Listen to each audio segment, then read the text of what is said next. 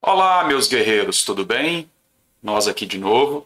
Vamos dar continuidade no vídeo anterior do exercício que a gente estava trabalhando com o nosso algoritmo do caixa eletrônico, simulando um caixa eletrônico, e a gente vai ver outras possibilidades de como a gente poderia trabalhar aquele algoritmo, tá bom? Então vamos abrir aqui a nossa versão 1.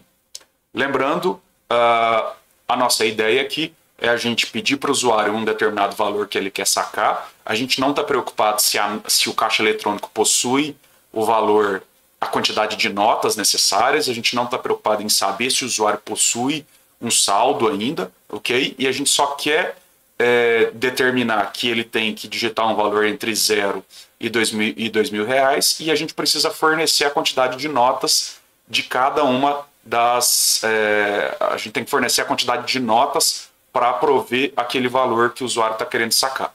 Então, o nosso algoritmo finalizou dessa forma. Se a gente colocar aqui, por exemplo, 1850, o algoritmo vai falar que são 9 notas de 200, 0 de 100. Aí a gente não quer fazer isso aqui. Eu não quero mostrar as notas que forem 0, tá bom? Vamos começar por essa correção, tá bom? Isso é a necessidade que eu estou definindo, tá? E eu não quero mostrar, mas se você quiser deixar mostrando, sem nenhum problema. Mas vamos ver como que a gente pode trabalhar essa questão.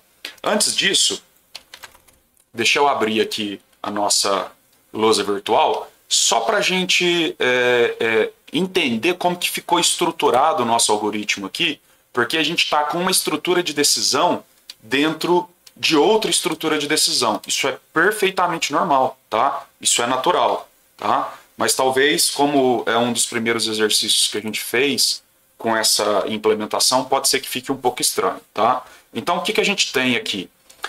Nós temos o nosso algoritmo que vem executando, chega num determinado ponto aqui, a gente tem uma estrutura de decisão. Vamos até fazer aqui no formato da estrutura de decisão, que é um losango, certo? Então aqui o que a gente está checando? Qual é a regra que a gente checa aqui? O valor ele tem que ser maior do que 0 e menor ou igual a R$ 2.000, certo? Bom, aí o que acontece? Quando a gente tem essa situação aqui, a gente entra dentro... primeiramente, vamos fazer a saída não aqui, né? Se eu tiver aqui um resultado falso, aí o que a gente faz? A gente vem aqui e dá uma mensagem relacionada ao valor, né? A gente vai lá e fala assim, o valor não pode ser fornecido, certo? E aí o nosso algoritmo segue para o fim. Bom, aí o que a gente faz? Se o resultado dá verdadeiro, se isso aqui dá verdadeiro, aí o que a gente faz? O que a gente está analisando aqui? Ó? Vamos ver. Se o resultado é verdadeiro, a gente faz as contas, a gente realiza aqui uma série de cálculos, certo? Aí, a variável resto é a variável que vai permitir a gente saber se o valor que foi solicitado pode ser fornecido. Porque como eu tenho notas de 200, 100, 50, 20, 5, 10 e R$ 2, eu não tenho a nota de R$ 1. Então, se eu tenho um valor terminado em 3, por exemplo, vai dar sempre resto 1. E aí, se o resto é igual a 1, eu sei que eu não posso fornecer esse valor, certo? Então, aqui a gente tem duas possibilidades. Quando o meu código entra na parte verdadeira dessa condição aqui, a gente tem mais duas possibilidades. A gente tem a possibilidade do resto ser igual a 0, que significa que eu tenho as notas necessárias para fornecer o que o usuário pediu para sacar. E se o resto der diferente de 0, eu não tenho as notas necessárias para poder fornecer. Note que não é a quantidade de notas. E sim, eu não tenho as notas necessárias para fornecer o valor que foi solicitado. Então, se o valor termina em 3, por exemplo, eu não tenho a nota que seja capaz de... Eu não tenho a nota 1, certo? Se terminar em 6, por exemplo, eu também não tenho... Tudo bem que aí 6 eu posso fornecer com notas de R$ 2, ok? Mas vamos pegar, por exemplo, 7, terminando em 7. Não dá para a gente fornecer... Ó, se a gente executar o algoritmo aqui, eu vou falar que eu quero sacar R$ 7. Olha lá. Não, tudo bem, 7 deu, né? Pode ser uma de 5 e uma de 2. Deixa eu pensar aqui. 8. 9 vai ser uma de 5, R$ 9. Vamos ver aqui. R$ 9 também dá. Então a única situação aqui é terminando em 1, por exemplo, R$ 61, certo? E terminando em 3, R$ 63, certo? Porque o resto, nesses dois casos aqui, vai dar diferente de 1. Então o que a gente tem aqui? A gente pode, sem nenhum problema, chegar aqui e fazer um novo if. Então isso aqui é um novo se. Aqui é uma nova estrutura de decisão. E note que essa estrutura de decisão, ela está dentro dessa estrutura de decisão. Ela está dentro dessa parte aqui, da saída verdadeira. Ela está dentro da saída verdadeira desta estrutura de decisão. Então a gente pode vir aqui e colocar uma estrutura de decisão aqui dentro sem nenhum problema, tá? Então de um lado aqui, se for verdadeiro, o que é a nossa condição aqui? A nossa condição que a gente está olhando aqui é o resto, né? Se o resto for diferente de 0, se ele for diferente de 0, eu sei que eu não tenho a nota necessária para fornecer. Então, na hora que dá falso, na verdade aqui é falso, né? Se der falso, eu venho aqui, dou uma mensagem específica, não pode ser sacado, né? Não pode fazer o saque. Aí meu algoritmo segue para o fim, certo? E se der verdadeiro, aí eu mostro as notas. Então eu exibo aqui as notas, a quantidade de notas, e aí o nosso algoritmo vai para o fim. Então aqui, todas essas partes aqui se unem no final ali, tá bom? Beleza? Bom, então aí a gente tem uma situação seguinte agora. Eu não quero fornecer, quando eu não tiver nota de 200, eu não quero fornecer as notas de 200, eu não quero mostrar 0 notas de 200.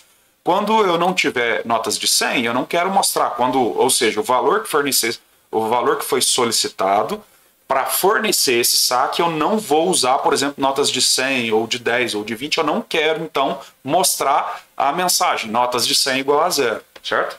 Bom, então o que a gente pode fazer? Quando a gente vai mostrar a nota de 200, a gente tem duas possibilidades. Se a quantidade de notas de 200 for maior do que 0, então eu quero mostrar. Se a quantidade de notas for igual a 0, eu não quero mostrar. Então significa que eu tenho aqui, novamente uma estrutura de decisão.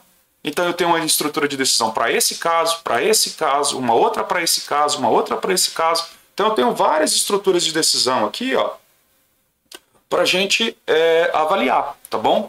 Aí a gente poderia fazer de algumas formas, tá? Tem várias alternativas aqui para a gente resolver este exercício. Eu vou mostrar algumas aqui delas, tá bom?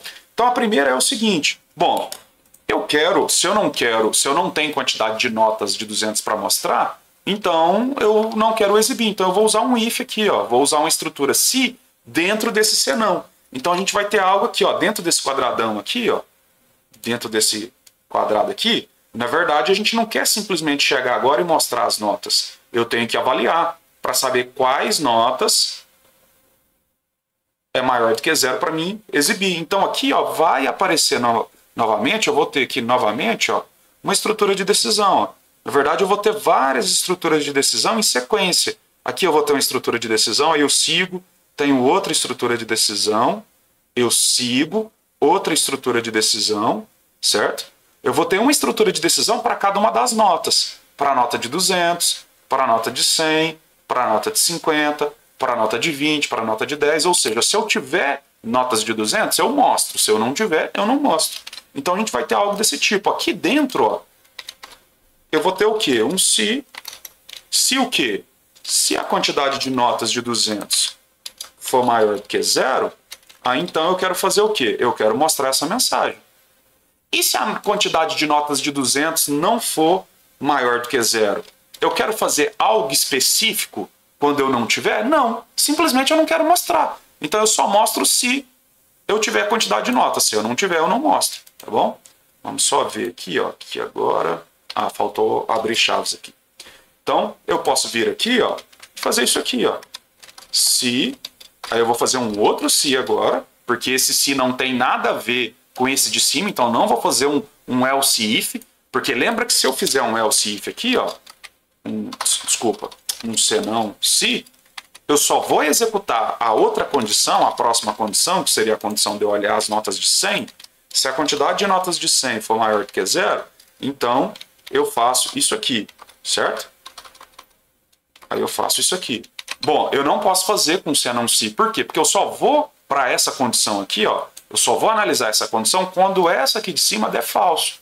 E não é o que eu quero. Independente se essa é verdadeira ou falsa, eu quero testar essa aqui de baixo. Então, se eu quero testar de baixo, obrigatoriamente, eu tenho que fazer um se separado.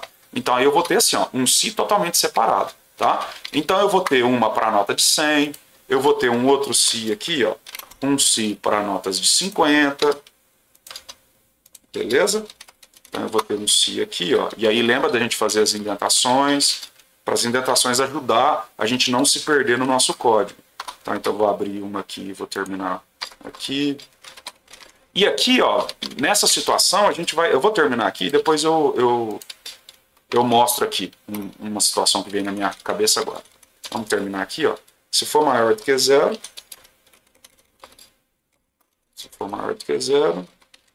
se a minha quantidade de notas de 10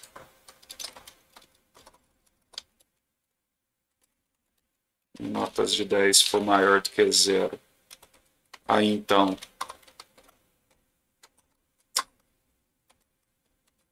eu quero imprimir isso aqui. A mesma coisa, se a minha quantidade de notas de 5 for maior do que zero, eu faço isso aqui. E se a minha quantidade de notas de 2 for maior do que zero, eu mostro isso aqui. Ok? Então, ó, olha só. Olha só aqui que... Deixa eu ver se eu consigo. Eu não vou conseguir reduzir o código aqui, a visualização. Mas, na verdade, o que a gente vai ter é exatamente isso aqui, ó. A gente vai ter exatamente isso aqui. A gente entra nessa estrutura aqui, que checa se o valor está maior e menor do que 200. Aí, depois, eu verifico se o resto é diferente de zero. Se o resto for diferente de zero, significa que eu consigo fornecer o dinheiro ao saque que foi solicitado. Só que eu não quero mostrar as notas que eu não tiver quantidade. Então, eu tenho que entrar e fazer um se para o 200, um se para o 100, um se para o 50, um se para o 20, um se para o 10, um se para o 5, um se para o 2. E aí, depois, a gente sai, ok? Então, a gente teria... Deixa eu ver aqui, ele está reclamando umas chavezinhas aqui. Vamos ver... Ah, é o parênteses que está faltando aqui. Então, vamos executar? Vamos ver aqui, ó. Eu quero, por exemplo, R$5. Olha lá, só falou notas de 5 é igual a 1, certo? Vamos dar uma quebra de linha aqui no final, para não ficar... Vamos dar várias quebras de linha aqui, só para não confundir aqui, ó. Então, se eu quiser R$2, beleza, notas de 2 é uma nota, beleza? Eu quero uma nota de R$4. Nota de R$4 são 2 notas. Eu quero uma nota de R$5. São uma nota de R$5. Eu quero uma nota de 15. Aí a nota de 15 já é uma de 10 e uma de 5. Eu quero uma nota de 25. Aí são... Aí aqui, ó, aqui a gente teve um detalhe interessante, ó. R$25, na verdade, dava para fornecer com uma nota de... Ah, tá. Aqui, ó, ficou errado aqui, ó. Aqui o certo seria ter mostrado uma nota de 20 e uma de 5. Só que, ó, tanto que o problema de copiar e colar, a gente tem que ficar muito atento. Aqui eu estou testando se é 200 maior que zero, aqui 100 maior que zero, aqui 50 maior que zero, e aqui eu testei se 50 é maior que zero. Eu copiei, na verdade, se é 20, né? Então, tem que tomar muito cuidado, fazer testes, avaliar, né? Então, vamos lá. 25, beleza. 25 é uma nota de 20 e uma nota de 5. R$50, uma nota de 50. R$75, uma nota de 5, uma nota de 20 e uma nota de 2. 77, uma nota de 50, uma nota de 20, uma nota de 5, uma nota de 2. 157, uma nota de 100, 50, 5 e 1. E se a gente colocar 357, a gente vai ter todas as notas, ó. Uma nota de 200, uma nota de 100, uma nota de 50, uma nota de 5 e uma nota de 2. Vamos supor 350 redondo. Eu não tenho a nota de 2, ó lá. Eu não tenho nota de 2, não tenho nota de 20, então só foi uma nota de 200, uma de 100 e uma de 50. Beleza? Então, olha só. A gente teve várias estruturas de decisão. A gente teve um aqui em cima, aí depois teve aqui para saber se o resto era igual a zero. Isso aqui é importante a gente fazer um comentário, né? Por que eu estou olhando para resto? Então, a gente vem aqui e fala, ó, se o resto for diferente de zero, significa que o valor não é múltiplo de 2, ok? Eu vou mostrar uma outra forma que a gente pode descobrir se a gente consegue fornecer ou não a quantidade de notas, tá? Então a gente vai ter esse comportamento aqui, beleza? Então aqui o código já começa a ficar grande, aqui já começa a fazer, ter a necessidade da gente usar procedimentos e funções, que é o próximo assunto que a gente vai ver na sequência, para deixar o código um pouco menor, mais organizado, ok? Bom, aqui vocês vão entender claramente o porquê que a gente pode fazer isso aqui, ó. Por que quando eu tenho uma única linha, quando eu tenho um comando só, que eu quero que faça parte dentro do C, eu não preciso colocar as chaves, certo? A maior parte das linguagens de programação tem essa particularidade na sintaxe da estrutura de decisão. Por quê? Para quando você tiver esse tipo de situação, esse monte de C, você poder fazer isso aqui, ó. Beleza, é um comando só que você tem dentro do C, lembra disso. Quando for um comando só dentro do C, você pode sem nenhum problema tirar as chaves. Que ele vai entender que o próximo comando que tem na frente, que é isso aqui, ó, ele vai entender que o próximo comando faz parte do C. Então a gente pode fazer isso aqui, ó. A gente começa a reduzir o tamanho, a quantidade de coisas que a gente tem que escrever. Então o código começa a ficar mais simples, ok? A gente começa a ter uma organização um pouquinho menor. Então olha só, nosso código ficou um pouquinho mais organizadinho. Fica um pouco menor. E se a gente executar aqui, ó, vocês vão ver que vai dar o mesmo resultado, ó lá. Mesmo resultado. Tanto é que em muitas linguagens de programação aceita a gente fazer isso aqui, ó. Deixa eu ver se o Portugal, eu não lembro se o Portugal aceita. Se ele aceita a gente colocar o comando aqui na frente. Porque como eu não tenho chaves, eu acho que ele vai aceitar. Mesmo se tivesse chaves, também seria possível a gente fazer isso aqui. Tá? Olha só. Vamos executar. 350. Ó, aceitou. Então aqui, ó, a gente já poderia fazer isso aqui, ó. Ó, eu posso deixar aqui, ó, tudo coladinho.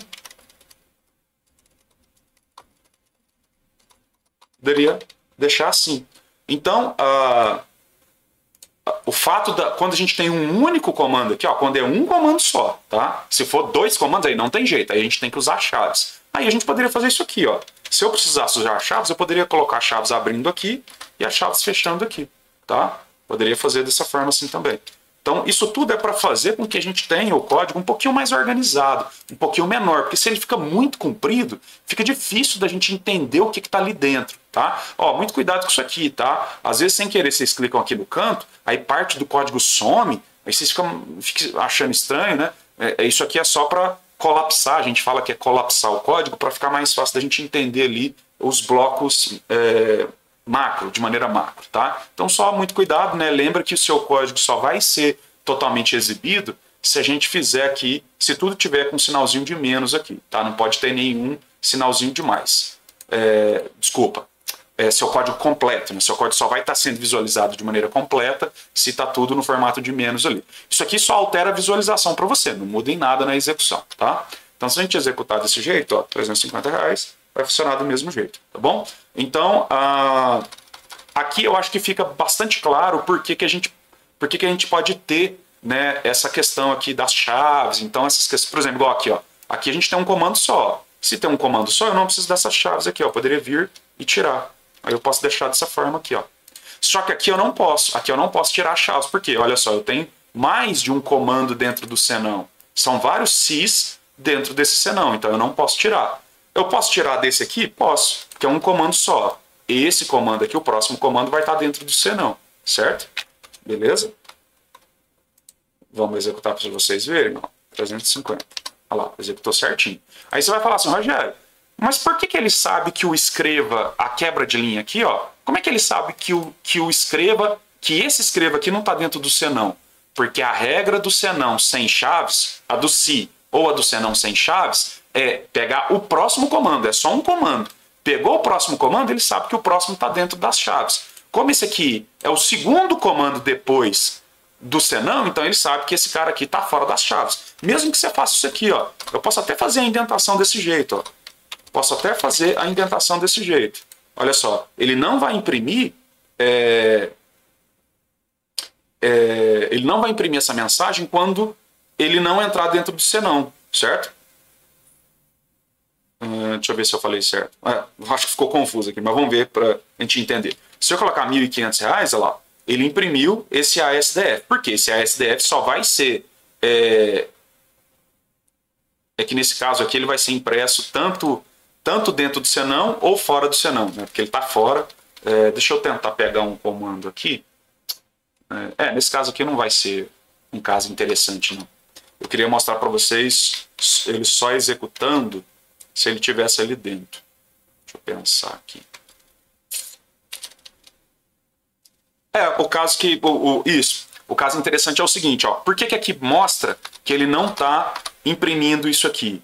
Porque, olha só, se esse escreva fizesse parte do senão, ele deveria mostrar esse escreva apenas quando ele mostrasse essa mensagem aqui, ó. Só pode ser sacado valores menores. Não é o caso, ele vai imprimir sempre, ó. Se for R$ 1.500, ele imprime a mensagem. Se eu falar que eu quero sacar R$ 3.000, ele vai mostrar a mensagem, só pode ser sacado os valores e também vai mostrar depois o ASDF. Então mostra que esse cara aqui, o comportamento dele é isso aqui, ó, ele está fora da estrutura de decisão, tá bom? Agora, se você quisesse que ele ficasse dentro, aí você teria que colocar umas chaves aqui e outra aqui de fora. Aí agora sim, aí se você executar, ele só vai imprimir quando for R$ 3.000. Ó. Se eu falar que é 1.500, ele já não vai mostrar. Mesmo que você não faça indentação. Por exemplo, ó, não fiz indentação. Posso deixar a indentação aqui no canto. A indentação é só para você visualmente, tá? É só para você visualmente.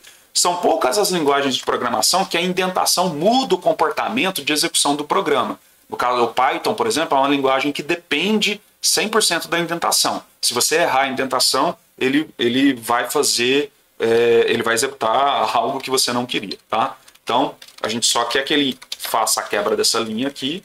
A gente quer que ele faça essa quebra de linha, independente se ele entra no se ou não, tá? Na estrutura de decisão ou não. Beleza? Então essa é uma possibilidade, tá bom? Bom, teria uma forma da gente tirar esse se daqui de dentro, ó. Tem uma forma da gente tirar isso aqui daqui de dentro. Olha só, a gente só quer... então, a primeira versão, a segunda versão poderia ser até aqui, certo? O código vai funcionar. Eu vou mostrar uma outra forma agora que vocês poderiam implementar. Bom, para a gente não ter essa estrutura aqui dentro, o que a gente poderia fazer? Eu poderia pensar nisso aqui, ó. Isso aqui é uma condição que eu quero... Deixa eu ver se dá para fazer. Não dá para fazer porque eu só consigo... Eu ia falar para vocês que daria para tirar o resto daqui, ó, e jogar ele aqui para cima. Não dá para fazer com o resto, tá? Não dá para tirar o resto daqui porque a gente precisa calcular o resto. Mas tem uma outra forma que a gente consegue chegar à conclusão se a gente consegue fornecer esse valor que foi solicitado para ser sacado ou não. Que é o quê? Descobrir se um valor é múltiplo. Por exemplo, tem vários... eu acho que eu não fiz esse algoritmo com vocês, esse algoritmo simples, que é descobrir se um número é múltiplo do outro ou não. O que é um número múltiplo, né? Um número é múltiplo quando ele pode ser dividido por um outro número, dando resto zero. Então, se eu pegar, por exemplo, qualquer número, sei lá, pego um número qualquer aqui, imagina x, pego qualquer número e eu quero saber se esse número que ele é divisível, por exemplo, eu posso ter um número múltiplo ou divisível, tá? Nesse caso aqui é divisível. Eu quero saber se esse número aqui é divisível por zero. Como é que a gente faz? Basta a gente olhar o resto da divisão inteira. Então o que é um número dividido por zero? É um número que eu coloco qualquer informação aqui, qualquer número aqui, que na hora que eu fizer a multiplicação, vai dar um outro resultado aqui, e na hora que eu fizer a subtração, o resto é sempre zero. Então, se o resto é zero, significa que ele é múltiplo. Por exemplo, vamos imaginar aqui, ó, o 3 é múltiplo de 2? Desculpa, o 3 é divisível por 2? Então, o que a gente pode fazer? A gente pode pegar o 3, dividir por 2, e se der resto zero na divisão inteira, significa que ele é múltiplo. Se der o resto diferente de 1, ele não é múltiplo. Então, se eu fizer aqui, ó, é 1 vezes 2, 2, 3 menos 2 dá 1. Então, o 3 não é múltiplo, divisível pelo 2. Vamos pegar agora o 4, o 16, por exemplo. 16 é divisível por 2? Porque se eu fizer 8 vezes 2 dá 16, 16 menos 16 dá resto zero, certo? Deixa eu ver aqui. Se 7 é de... tá. Não vai dar pra gente fazer esse caso aqui não vai dar pra usar o divisível, não. Porque dá pra gente usar outras notas pra fazer o 7. Porque eu ia falar assim, ó, por exemplo, 7 é divisível por 2? Não. 2 vezes 3 daria 6, né? 7 menos 6 dá... vai dar 1.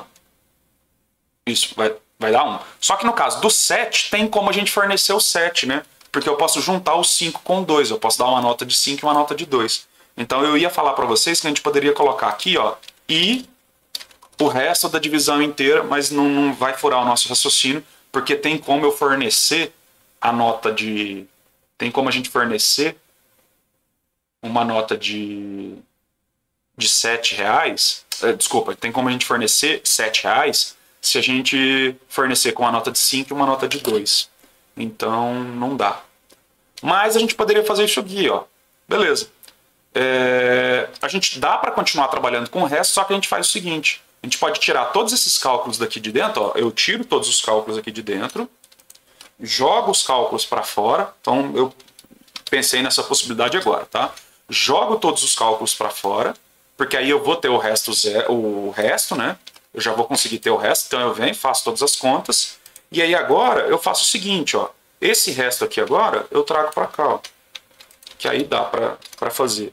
E se o resto for diferente de 0? Aí agora a gente passa a ter 3 possibilidades aqui, ó. Então quando é que eu vou entrar para poder mostrar a quantidade de notas? Aí agora eu já posso fazer isso aqui, ó. Posso tirar esse se e esse se não, e posso tirar essas chaves daqui. Que agora a gente vai ter uma estrutura assim, ó. Vamos voltar um nível. Para voltar um nível aqui na indentação, você segura Shift e aperta o Tab uma vez. Aí volta todo mundo para trás. Então o que a gente quer dizer aqui, ó? Eu só quero mostrar a quantidade de notas se o valor for maior do que 2.000 e o valor for... desculpa, o valor tem que ser menor ou igual a 2.000 e o valor tem que ser maior do que 0 e também o resto tem que ser diferente de 0. Aí se essas 3 coisas acontecerem, aí eu mostro a quantidade de notas. Caso contrário, eu dou essa mensagem, certo? Só que aí vocês vão ver que aí a mensagem ela não vai ficar condizente com o raciocínio aqui, tá? Porque aqui a gente está colocando uma mensagem que é o seguinte, ó, só pode ser sacado valores menores ou igual a R$2.000. Porque antes a gente construiu essa mensagem baseando apenas nesse critério aqui, ó. A gente só estava olhando esse critério, certo? Do jeito que a gente fez agora, ó, se eu falar que eu quero sacar menos R$600, ele vai falar, só pode ser sacado valores menores ou igual a R$2.000. Se eu falar que eu quero sacar R$3.000, ele vai dar mensagem, só pode ser sacado valores menores ou igual a R$2.000. E se eu falar que eu quero sacar R$1.503, ele vai... 1.503 são 7 notas de 200, que dá 17, 14, 1.400, 1.500, 1.500 e... Opa! Deixa eu ver aqui. Ah, não, desculpa. Ó, furou, o nosso raciocínio ficou furado. Na verdade, agora a gente tem que inverter. Como eu mudei lá para cima, agora eu quero fazer isso aqui, ó. E se o resto for igual a 0, tá? Que aí vai dar certo. Então, 1.503, aí ele vai falar, só pode ser sacado valores menores ou igual a R$2.000. Ó, só para a gente ver de novo. Menos 600, menos 6.000, menos 3.000, a mesma mensagem. E se eu falar que eu quero 1.503, a mesma mensagem.